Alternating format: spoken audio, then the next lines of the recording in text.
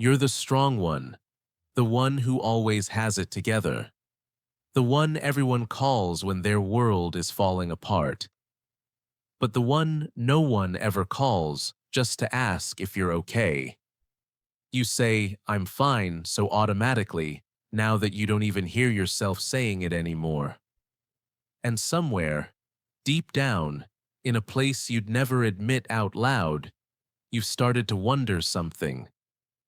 Why does being the strong one feel so unbearably lonely?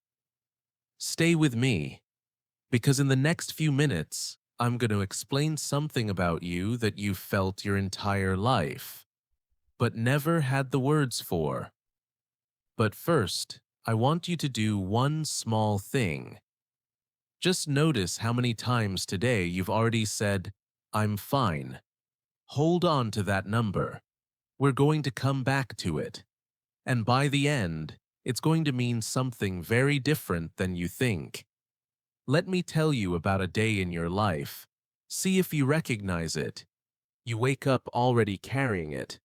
The list. The people who need you. The problems that somehow always land on you to solve. At work, you're the reliable one.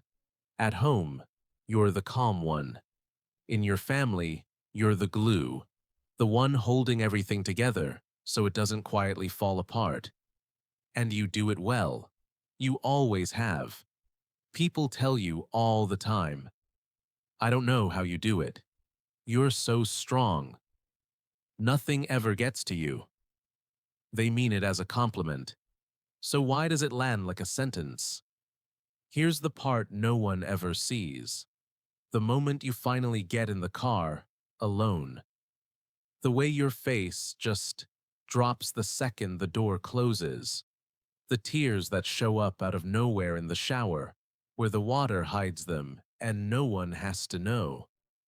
You've cried in a lot of places no one knows about. And then you wipe your face, and you walk back in, and you're the strong one again. So let me tell you what's actually happening here.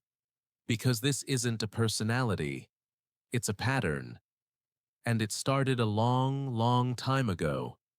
Somewhere, when you were young, you learned a quiet lesson, that your feelings were too much, that no one was really coming. That love was something you had to earn, by being good, being easy, being useful. Maybe you had a parent you ended up taking care of.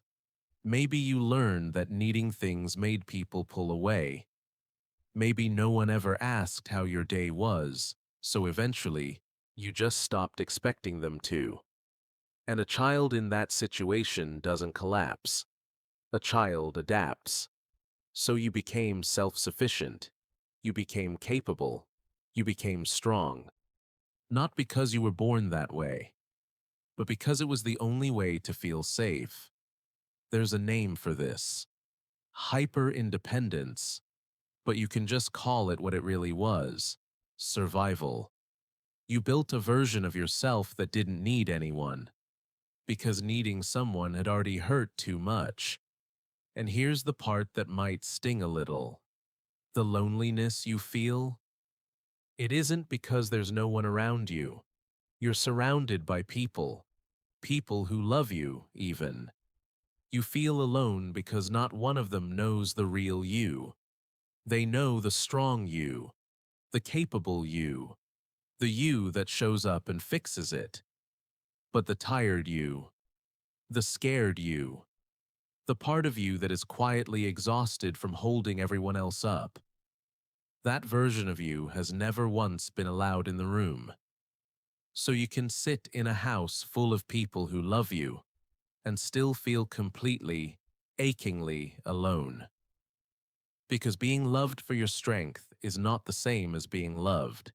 It's being loved for what you do. And some part of you has always, always known the difference. You see it in the smallest moments. Someone offers to help, and, "No, I've got it," is out of your mouth before they even finish the sentence. You'd drop everything for a friend at 3 in the morning, but you'd rather sit alone in your own pain then send a single text asking for the same. At work, you carry more than anyone. And then you feel that quiet resentment when no one notices how much. But you never say a word, because saying it would mean admitting you're struggling, and you don't do that. And when someone looks at you and asks, "No, how are you really?" you feel this flash of panic, because you genuinely don't know how to answer that honestly. You've never practiced. So let me ask you something now, and be honest, because no one else is listening. When was the last time someone asked how you were, and you told them the truth? If you can't remember, I want you to sit with why that is. But here's what I really need you to understand. This is the part that changes everything. Your strength was never the problem. It's real. It's yours. It carried you through things that would have flattened other people. You should be proud of it. But it didn't begin as strength. It began as a wall a frightened kid built because no one was coming to protect them. So they had to protect themselves. And that wall saved you, back then. But here's the quiet tragedy nobody tells you about. You are still standing guard at a door that nothing is trying to get through anymore. The danger is over. That child who had no one, they made it. They survived. They grew up, and they became you. But you're still living like help is never coming. Like love has to be earned by being unbreakable. Like the moment you put the weight down, everyone will leave. And that's just not true anymore. So picture that kid for a second. The one who had to grow up way too fast. The one who learned to carry everything alone. What would they need to hear right now? Probably the thing no one ever said to them. You don't have to be strong for me to stay. I'm not going to tell you to just stop being strong. That strength is part of you, and it's beautiful. But you were never meant to carry all of it alone. Strength was supposed to be something you have, not the only thing you are ever allowed to be. You are allowed to be tired. You are allowed to need things. You are allowed to be the one who gets held, instead of always being the one doing the holding. The people who truly love you don't love you because you're useful. They would love you with the mask off, especially then. And that version of you, the soft one, the tired one, the one who's been quietly waiting your whole life just to be seen, doesn't need to be fixed. They just need to be let in. Remember that number from the beginning? Every "I'm fine" you counted today was a small door you closed. A moment you had the chance to be known, and you chose the wall instead.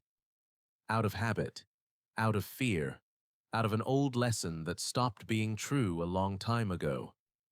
So this week, just let one person past it. Just one. Just a little. Not because you're weak, but because you have been strong long enough. And you, of all people, deserve to finally put some of it down.